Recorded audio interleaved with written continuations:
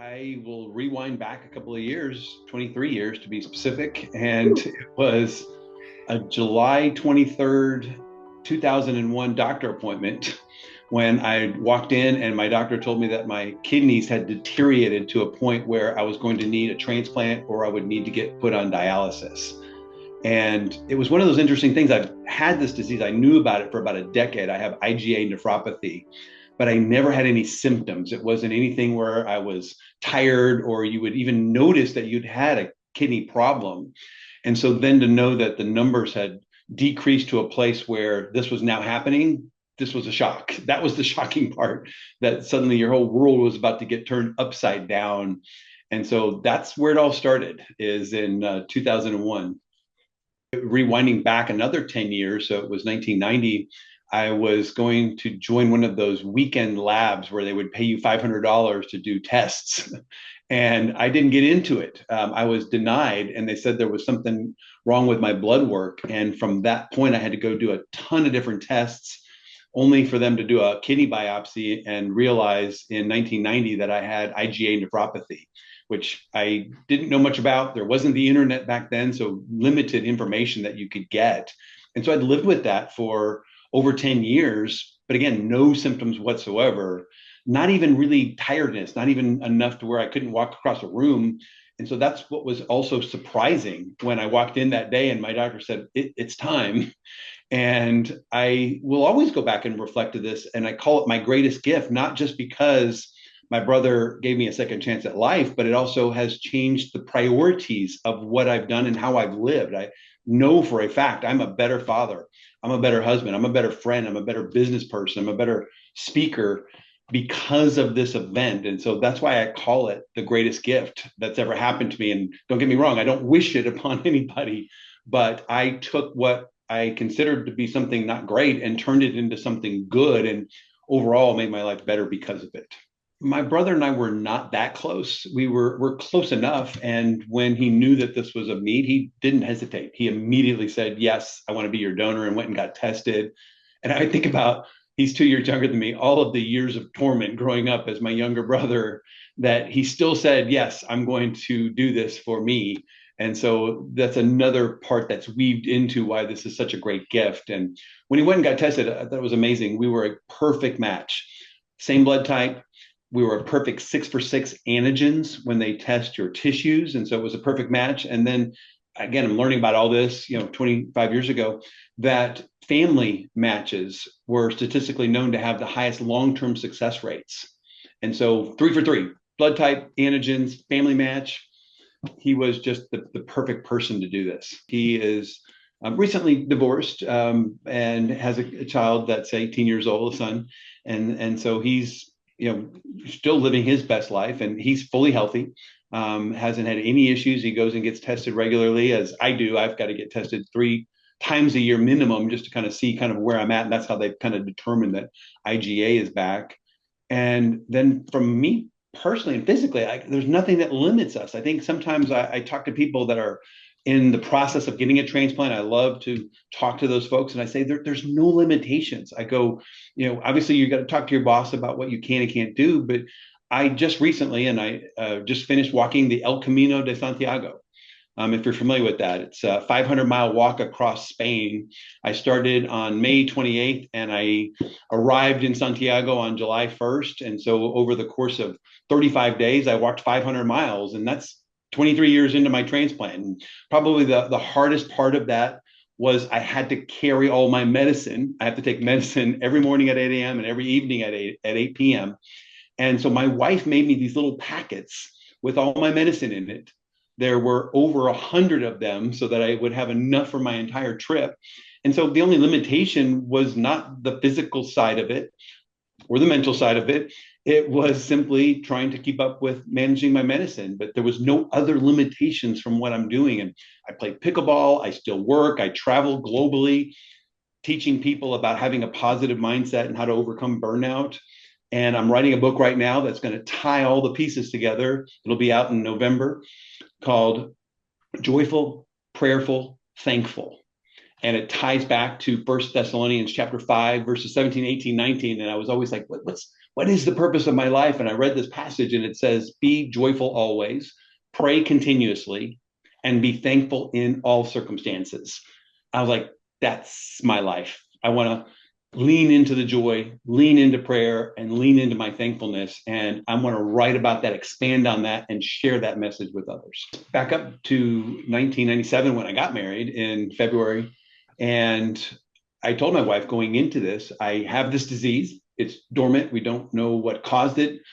To the best of the doctor's knowledge, it's not hereditary, meaning that there's not any evidence that would say that if we had kids that they would have this or they would develop this. And so a year later, actually a year and a half later, we had our son, Kip.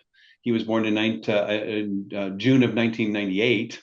And he was 3 going on 4 when I was having the transplant. And then in 2001, we had our daughter, Kate.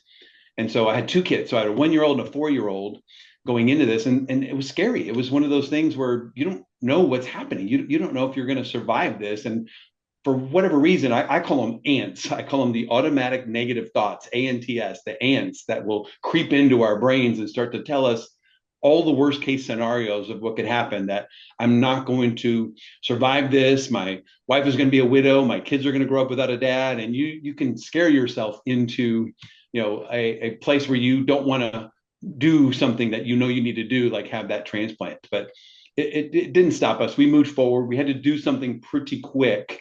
And so it was January 30th of 2002. In fact, it was just 3 weeks before my daughter's first birthday. We had the surgery done at Brackenridge Hospital in Austin, Texas. And it was, I think, 4 hours long. And I didn't think about it this way until you just asked this. And I'm thinking about sitting there in the waiting room. My parents, we're the only 2 kids. It's me and my brother. And to have both their kids under the knife at the same time had to be just absolutely nerve-wracking. I could not even think of that today if both my kids were going in for surgery at the same time.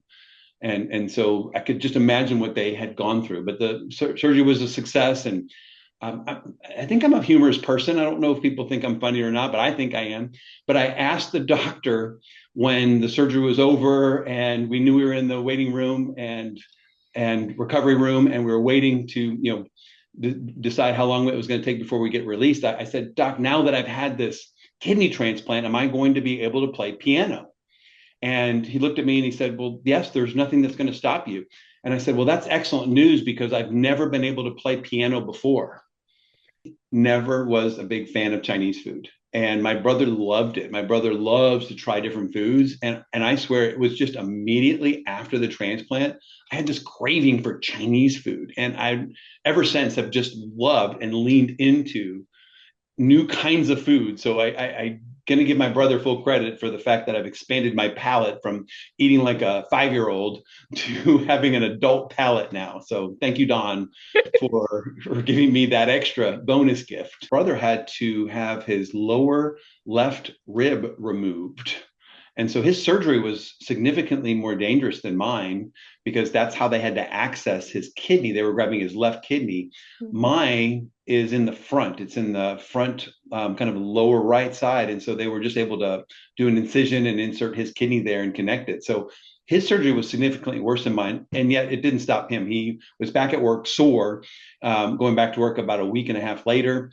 And I, being on now immune suppressed drugs, had to kind of stay out of the public for 2 to 3 months. And so I stayed home, and my wife was amazing during this. We also were trying to keep me as distance from the kids as possible, especially my son who's going to school, coming home with anything that I might catch. So for a couple of the first weeks, I actually stayed with my parents, who took incredible care of me.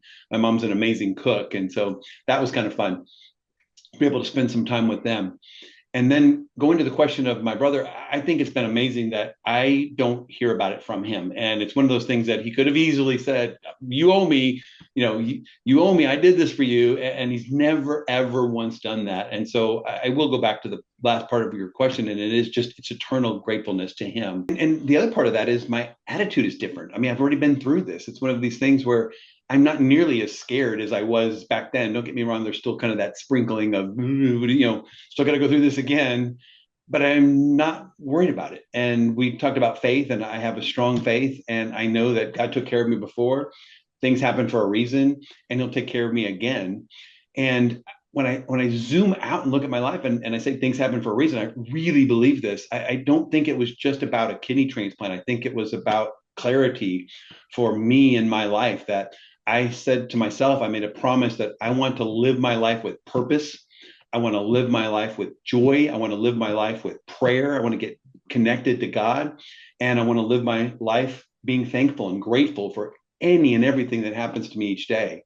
And so I feel like my life is just overflowing with blessings. And I point back to this disease and this transplant to really create and let me become the person that I am today.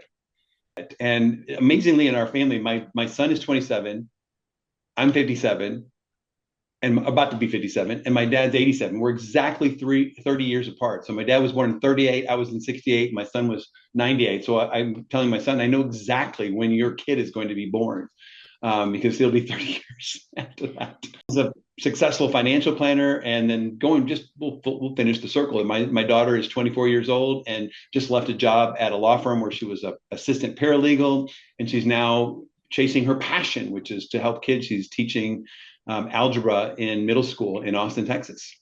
So they're doing great. That's why I say my life is just overflowing with blessings. People are saying, "Oh, well, I've got this personal setback, and this is happening in my life." And I say, "Well, look at these examples and these stories of people." When I was on the El Camino in my first 3 days, I met a lady who is deaf and has vertigo. And I'm sitting here going, man, my body is hurting, and I wanted to complain to anybody that would listen. And here I am interacting with this lady who's deaf and has vertigo, and she's walking the Camino.